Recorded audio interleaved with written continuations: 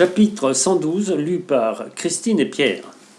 De ce qui arriva à Don Quichotte allant à Barcelone.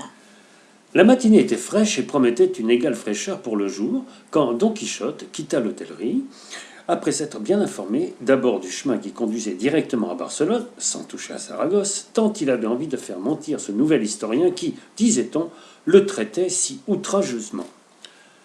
Or, il advint qu'en 6 jours entiers, il ne lui arriva rien qui mérite d'être couché par écrit. Au bout de ces 6 jours, s'étant écarté du grand chemin, la nuit le surprit dans un épais bosquet de chênes ou de liège, car sur ce point, Sidamet ne garde pas la ponctualité qu'il met en toute chose. Maître et valet descendirent de leurs bêtes, et Sancho, qui avait fait ce jour-là ses 4 repas, s'étant arrangé contre le tronc d'un arbre, entra d'emblée par la porte du sommeil. Mais Don Quichotte, que ses pensées, plus encore que la faim, tenaient éveillé, ne pouvait fermer les yeux. Au contraire, son imagination le promenait en 1000 endroits différents. Tantôt, il croyait se retrouver dans la caverne de Montesinos, tantôt, il voyait sauter et cabrioler sur sa bourrique Dulcinée, transformée en paysanne. Tantôt, il entendait résonner à ses oreilles les paroles du sage Merlin, qui lui rappelaient les conditions qu'il fallait accomplir et les diligences qu'il fallait faire pour le désenchantement de Dulcinée. Il se désespérait en voyant la tiédeur et le peu de charité de son écuyer Sancho, lequel, à ce qu'il croyait, ne s'était encore donné que 5 coups de fouet, nombre bien faible et bien chétif en comparaison de la multitude infinie qui lui restait à se donner. Ces réflexions lui causèrent tant de peine et de dépit qu'il fit en lui-même ce discours. Si le grand Alexandre défie le nœud gordien en disant « Autant vaut couper que détacher », et s'il n'en devint pas moins seigneur universel de toute l'Asie, il n'en arriverait ni plus ni moins à présent pour le désenchantement de Dulcinée, si je fouettais moi-même Sancho malgré lui. En effet, puisque le remède consiste en ce que Sancho reçoive 3000 et tant de coups de fouet, qu'importe s'il se les donne lui-même ou qu'un autre les lui donne. Toute la question est qu'il les reçoive, de quelque main qu'il lui arrive. Dans cette pensée, il s'approcha de Sancho, après avoir pris d'abord les rênes de Rocinante, qu'il ajusta de manière à s'en faire un fouet, et il se mit à lui détacher sa seule aiguillette. Car l'opinion commune est que Sancho ne portait que celle de devant pour soutenir ses chausses. Mais à peine avait-il commencé cette besogne que Sancho s'éveilla, les yeux grands ouverts, et dit brusquement « Qu'est-ce là qui me touche et me déchausse ?» C'est moi, répondit Don Quichotte, qui viens supplier à ta négligence et remédier à mes peines. Je viens te fouetter, Sancho, et acquitter en partie la dette que tu as contractée. Dulcinée périt. Tu vis sans te soucier de rien. Je meurs dans le désespoir. Ainsi, défais tes choses de bonne volonté, car la mienne est de te donner dans cette solitude au moins 2000 coups de fouet. « Oh, pour cela, non !» s'écria Sancho. « Que votre grâce se tienne tranquille, sinon, par le Dieu véritable, il y aura du tapage à nous faire entendre des sourds. Les coups de fouet, auxquels je me suis obligé d'avoir à être donné volontairement et non par force. Maintenant, je n'ai pas envie de me fouetter. Il suffit que je donne à votre grâce ma parole de me flageller et de me chasser les mouches quand l'envie m'en prendra. » « Je ne puis m'en remettre à ta courtoisie, Sancho, reprit Don Quichotte, car tu es dur de cœur et quoique vilain, tendre de chair. » En parlant ainsi, il s'obstinait à vouloir lui délacer l'aiguillette. Voyant cela, Sancho se leva tout debout, sauta sur son seigneur, le prit à bras le corps et lui donnant un croquant en jambe, le jeta par terre tout de son long, puis il lui mit le genou droit sur la poitrine et lui prit les mains avec ses mains, de façon qu'il ne le laissait ni remuer ni souffler. Don Quichotte lui criait d'une voix étouffée « Comment, traître, tu te révoltes contre ton maître et seigneur naturel? Tu t'attaques à celui qui te donne son pain ?» ?»« Je ne fais ni de défait de roi, répondit Sancho. Mais je m'aide moi-même, moi qui suis mon seigneur, que votre grâce me permette de rester tranquille et qu'il ne sera pas question de me fouetter maintenant. Alors je vous lâche et vous laisse aller. Sinon, tu mourras ici, traître, ennemi de Dona Sancha. » Don Quichotte lui promit ce qu'il exigeait.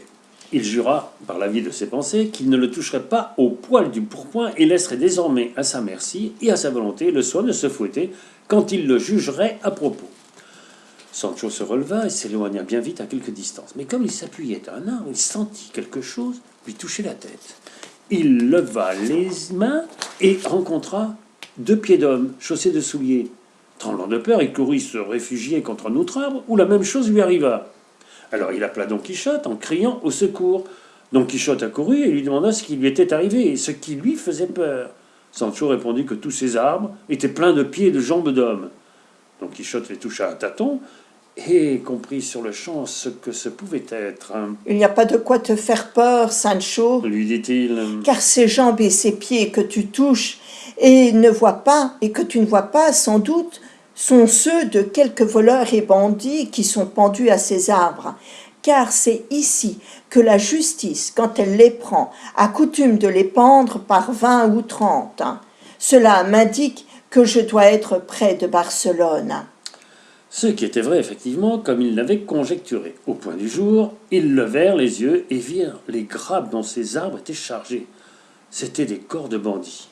Cependant, le jour venait de paraître, et si les morts les avaient effrayés, ils ne furent pas moins épouvantés à la vue d'une quarantaine de bandits vivants qui tout à coup les entourèrent, leur disant en langue catalane de rester immobiles et de ne pas bouger jusqu'à l'arrivée de leur capitaine.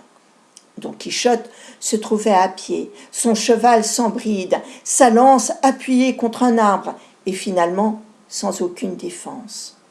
Il fut réduit à croiser les mains et à baisser la tête, se réservant pour une meilleure occasion. Les bandits accoururent visiter le grison et ne lui laissèrent pas un fétu de ce que renfermaient le brisac et la valise. Bien en pria Sancho d'avoir mis dans une ceinture de cuir qu'il portait sur le ventre les écus du duc et ceux qu'il apportait au pays.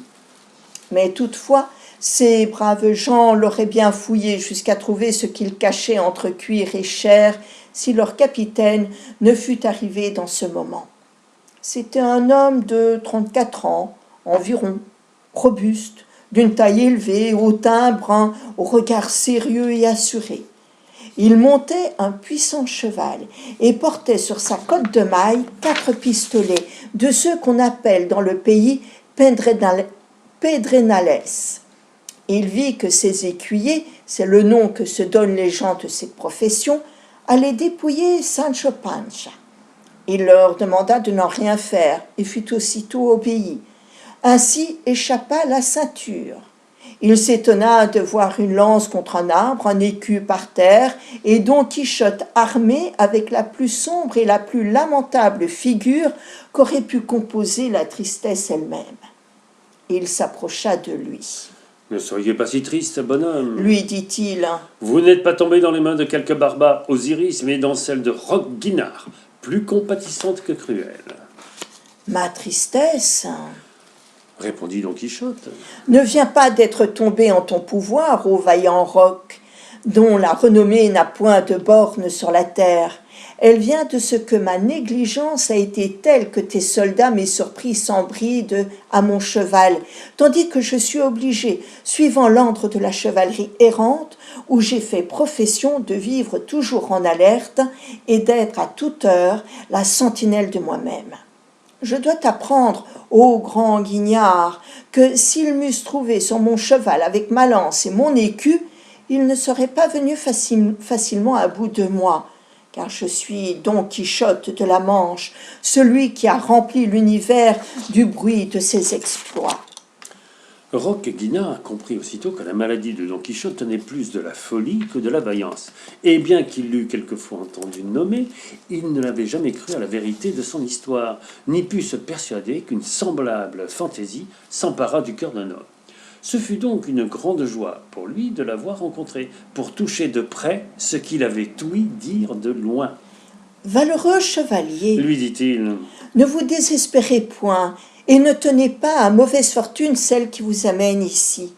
Il se pourrait au contraire qu'en ces rencontres épineuses votre sort fourvoyé retrouvât sa droite ligne, car c'est par des chemins étranges, par des détours inouïs, hors de la prévoyance humaine, que le ciel a coutume de relever les abattus et d'enrichir les pauvres. » Don Quichotte allait lui rendre grâce quand ils entendirent derrière eux un grand bruit, comme celui d'une troupe de chevaux.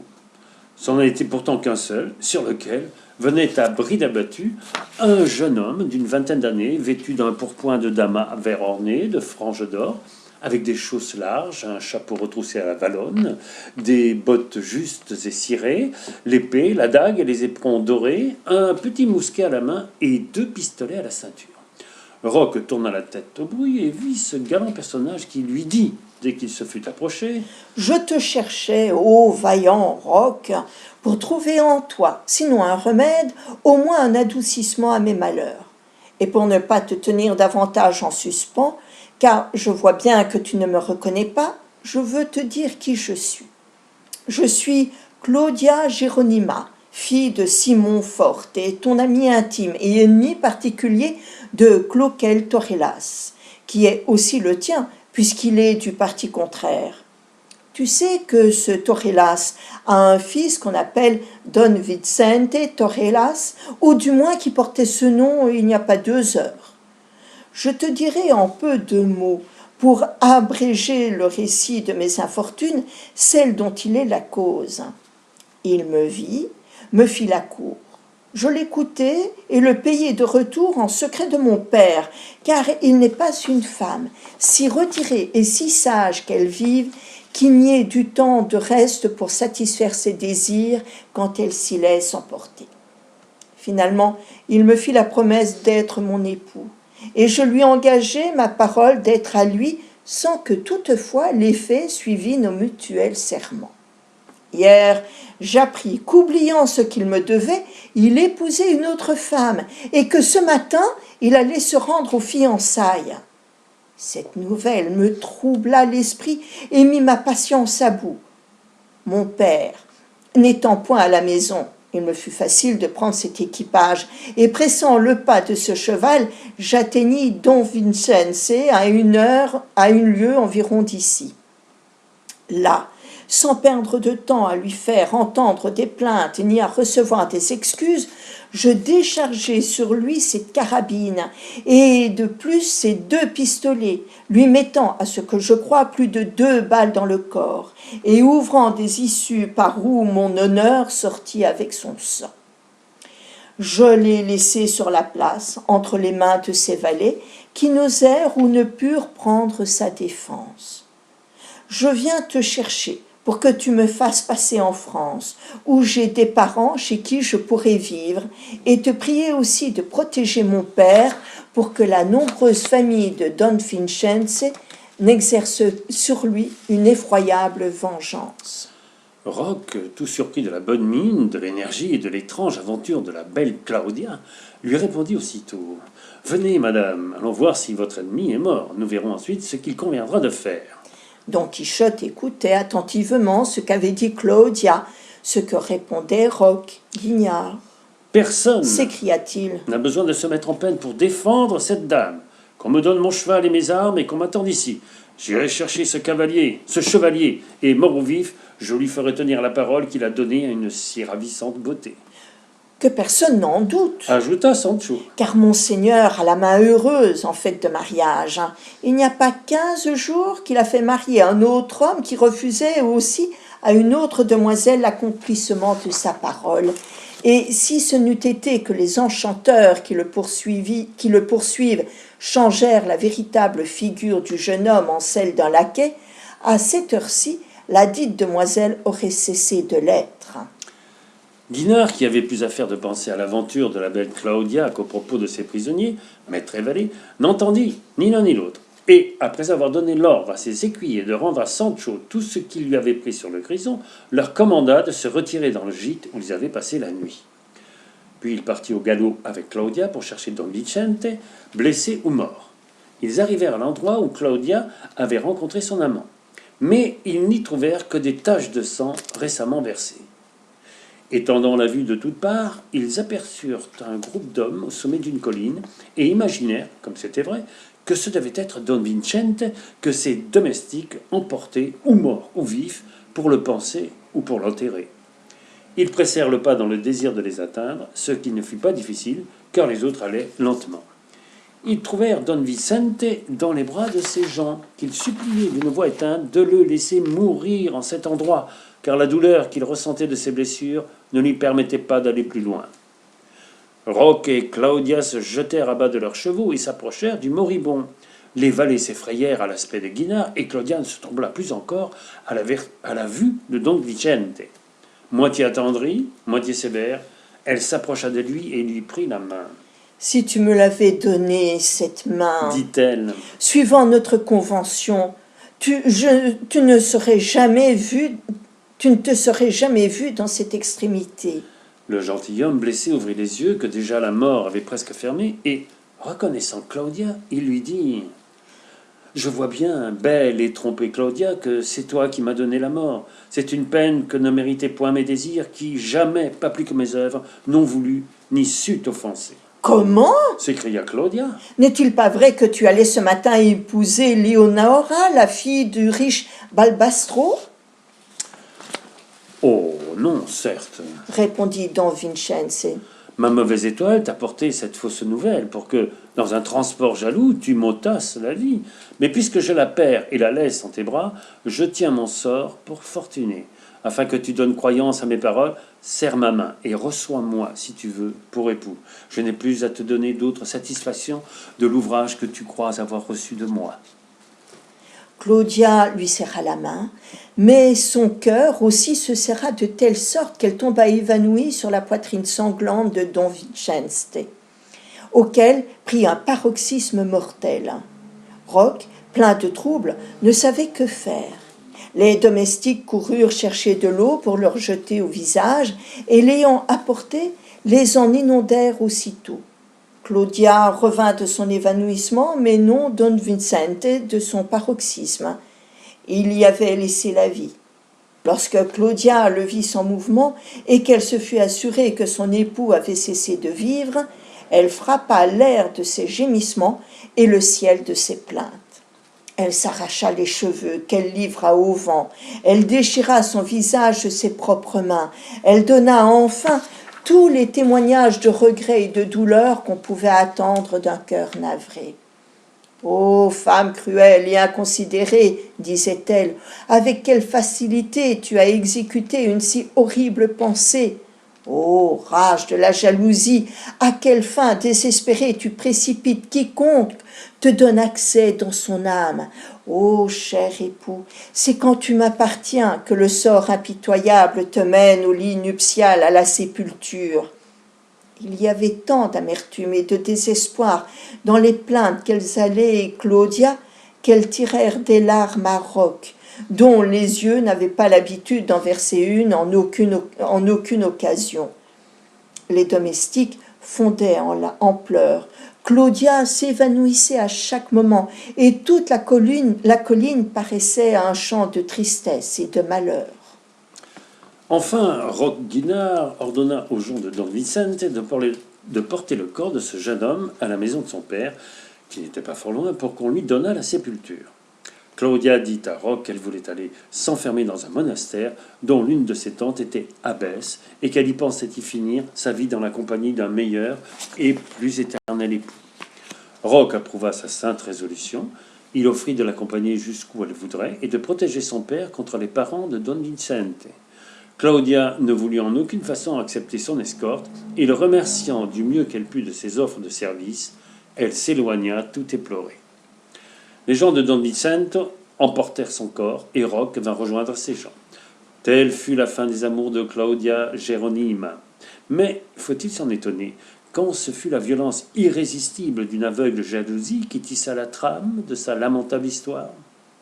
Roch et Guignard trouva ses écuyers dans l'endroit où il leur avait ordonné de se rendre, et au milieu d'eux, Don Quichotte, qui monté sur Rocinante, leur faisait un sermon pour leur persuader d'abandonner ce genre de vie, non moins dangereux pour l'âme que pour le corps. Mais la plupart étaient des Gascons, gens grossiers, gens de sac et de corde. La harangue de Don Quichotte ne leur entrait pas vraiment avant. À son arrivée, Roch demanda à Sancho Panza si on lui avait restitué les bijoux et les joyaux que les siens avaient pris sur le grison. Oui, répondit Sancho. il ne me manque plus que 3 mouchoirs de tête qui valaient 3 grandes villes, Qu'est-ce que tu dis là, homme? s'écria l'un des bandits présents. C'est moi qui les ai, et ils ne valent pas 3 réaux, C'est vrai, reprit Don Quichotte. mais mon écuyer les estime autant qu'il l'a dit, en considération de la personne qui me les a donnés. Roque et Guinard ordonnèrent aussitôt de les rendre, et faisant mettre tous ces gens sur une file, il fit apporter devant eux les habits, les joyaux, l'argent, enfin tout ce qu'on avait volé depuis la dernière répartition. Puis, ayant fait rapidement le calcul estimatif, et prisé en argent ce qui ne pouvait se diviser, il partagea le butin entre toute sa compagnie avec tant de prudence et d'équité qu'il ne blessa pas un seul point la justice, qu'il ne blessa pas en un seul point la justice distributive. Cela fait, et tout se montrant satisfait et bien récompensé, Roque dit à Don Quichotte: Si l'on ne gardait pas une telle ponctualité à l'égard de ces gens-là, il ne serait pas possible de vivre avec eux. Sancho ajouta sur le champ: À ce que je viens de voir ici, la justice est si bonne qu'il est nécessaire de la pratiquer même parmi les voleurs. Un des écuyers l'entendit et leva la crosse de son arquebuse avec laquelle il eût certainement ouvert la tête à Sancho si Roque Guinard ne lui a eu crié de s'arrêter. Sancho frissonna de tout son corps et fit le ferme propos de ne pas desserrer les dents tant qu'il serait avec ces gens-là. En ce moment, arriva l'un des écuyers postés en sentinelle le long des chemins pour épier les gens qui venaient à passer et aviser son chef de tout ce qui s'offrait. « Seigneur, Lui dit celui-là, non loin d'ici, sur le chemin qui mène à Barcelone, vient une grande troupe de monde. » as-tu pu reconnaître Répondit Roque. si ce sont de ceux que nous cherchons ou de ceux que nous cherchons, Ce sont de ceux que nous cherchons, répliqua l'écuyer. En ce cas, partez tous s'écria Roque. et amenez-les-moi bien vite ici sans qu'il en échappe aucun. On obéit et Roque resta seul avec Don Quichotte et Sancho, attendant ce qu'amèneraient ses écuyers. Dans l'intervalle, il dit à Don Quichotte: Le seigneur Don Quichotte doit trouver nouvelle notre manière de vivre et nouvelle aussi nos aventures qui sont en outre toutes périlleuses. Je ne m'étonne point qu'il en ait cette idée car réellement j'en ai fait l'aveu. Il n'y a pas de vie plus inquiète et plus agitée que la nôtre. Ce qui m'y a jeté, ce sont je ne sais quels désirs de vengeance assez puissants pour troubler les cœurs les plus calmes. Je suis de ma nature compatissant et bien intentionné, mais comme je l'ai dit, l'envie de me venger d'un outrage qui m'est fait renverse si bien toutes mes bonnes inclinaisons que je persévère dans cet état quoique j'en vois toutes les conséquences. Et comme un péché en appelle un autre, et un abîme encore un abîme, les vengeances se sont enchaînées, de manière que je prends à ma charge non seulement les miennes, mais encore celles d'autrui. Cependant, Dieu permet que, tout en me voyant égaré dans le labyrinthe de mes désordres, je ne perde pas l'espérance d'en sortir et d'arriver au port de salut. Don Quichotte fut bien étonné d'entendre Guinard tenir des propos si sensés et si édifiants, car il pensait que parmi des gens dont tout l'emploi est de voler et d'assassiner sur la grande route, il ne devait pas se trouver personne qui eût du bon sens et de bons sentiments. « Seigneur Roque, lui dit-il, le commencement de la santé, c'est, pour le malade, de connaître sa maladie et de vouloir prendre les remèdes qu'ordonne le médecin. Votre grâce est malade, elle connaît son mal, et le ciel, ou Dieu, pour mieux dire, qui est notre médecin, lui appliquera des remèdes qui l'en guériront. Mais ces remèdes, d'ordinaire, ne guérissent que peu à peu et par miracle. D'ailleurs, les pécheurs doués d'esprit sont plus près de s'amender que les simples. Et puisque votre grâce a montré dans ses propos toute sa prudence, il faut avoir bon courage et espérer la guérison de la maladie de votre conscience. Si votre grâce veut abréger le chemin et entrer facilement dans celui de son salut, venez avec moi. Je vous apprendrai à devenir chevalier errant. Dans ce métier, il y a tant de fatigue, tant de privations et de mésaventures à souffrir que vous n'avez qu'à le prendre pour pénitence et vous voilà porté dans le ciel. » Roque se mit à rire du conseil de Don Quichotte, auquel, changeant d'entretien, il raconta la tragique aventure de Claudia Jeronima. Sancho en fut touché au fond de l'âme, car il avait trouvé fort de son goût la beauté et la pétulance de la jeune personne. Sur ces entrefaites arrivèrent les écuyers de la prise, comme ils s'appellent. Ils ramenaient avec eux 2 gentilshommes à cheval, 2 pèlerins à pied, un carrosse rempli de femmes, avec 6 valets à pied et à cheval qui les accompagnaient, et 2 garçons muletiers qui suivaient les gentilshommes. Les écuyers mirent cette troupe au milieu de leur rang, et, vainqueurs et vaincus, gardaient un profond silence, attendant que le grand Roqueguinard commençât de parler. Celui-ci, s'adressant aux gentilshommes, leur demanda qui ils étaient, où ils allaient, et quel argent ils portaient avec eux. L'un d'eux répondit. Seigneur, nous sommes 2 capitaines d'infanterie espagnols. Nos compagnies sont à Naples et nous allons nous embarquer sur 4 galères qu'on dit être à Barcelone, avec ordre de faire voile pour la Sicile. Nous portons environ 2 à 300 écus, ce qui suffit pour que nous soyons riches et cheminions tranquilles. Car la pauvreté ordinaire des soldats ne permet pas de plus grands trésors. Roch fit aux pèlerins la même question qu'au capitaine. Ils répondirent qu'ils allaient s'embarquer pour passer à Rome et qu'entre eux 2, ils pouvaient avoir une 60aine de réaux. Roch voulut savoir aussi quelles étaient les dames du carrosse, où elles allaient et quel argent elles portaient. L'un des valets à cheval répondit « C'est Madame Donna Guiomard de Guinonès, femme du régent de l'intendance de Naples, qui vient dans ce carrosse avec une fille encore enfant, une femme de chambre et une duègne. Nous sommes 6 domestiques pour l'accompagner, et l'argent s'élève à 600 écus. » De façon, reprit Roqueguinard, que nous avons ici 900 écus et 60 réaux. Mes soldats doivent être une 60aine. Voyez ce qu'il leur revient à chacun, car je suis mauvais calculateur. À ces mots, les brigands élevèrent tous la voix et se mirent à crier. Vive Roqueguinard, qu'il vive de longues années en dépit des lignées de justice qui ont juré sa perte. Mais les capitaines s'affligèrent, Madame la Régente s'attrista, et les pèlerins ne se montrèrent pas fort joyeux quand ils entendirent tous prononcer la confiscation de leurs biens. Roch l'éta ainsi quelques minutes en suspens, mais il ne voulut pas laisser plus longtemps durer leur tristesse, qu'on pouvait déjà reconnaître à une portée d'arquebuse.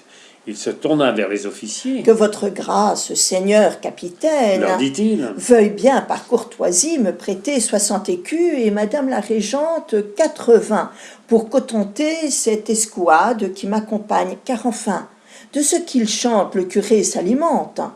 Ensuite, vous pourrez continuer votre chemin librement et sans encombre, avec un sauf-conduit que je vous donnerai, afin que, si vous rencontrez quelque autre de mes escouades, qui sont réparties dans ces environs, elles ne vous fassent aucun mal. Mon intention n'est point de faire tort aux gens de guerre, ni d'offenser aucune femme, surtout celles qui sont de qualité. » Les officiers se confondirent en actions de grâce pour remercier Roch de sa courtoisie et de sa libéralité, car à leurs yeux, c'en était une véritable que de leur laisser leur propre argent. Pour Dona Guiomard de Guinonès, elle voulut se jeter à bas du carrosse pour baiser les pieds et les mains du grand Roch.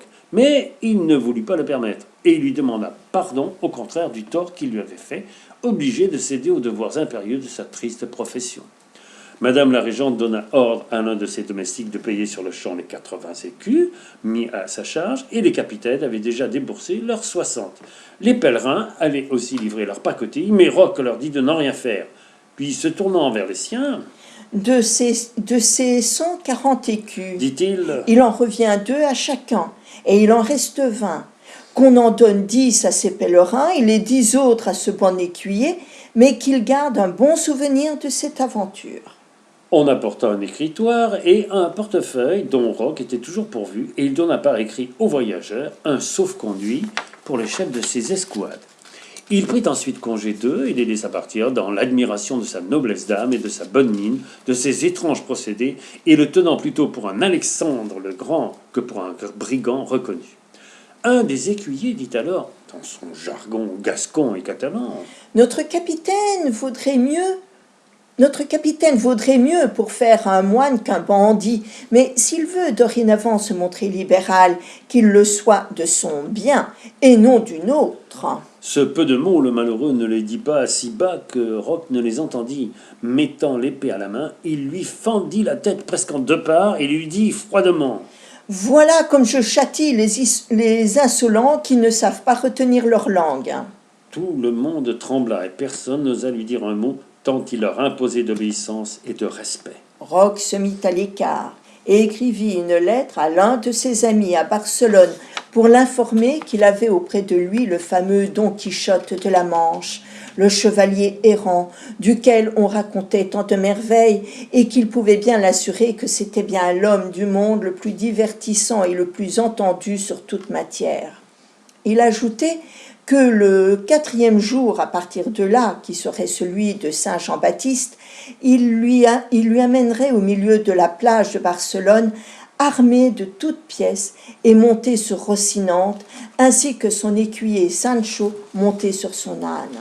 « Ne manquez pas, Disait-il enfin, d'en donner avis à nos amis les Niaros, pour qu'ils se divertissent du chevalier.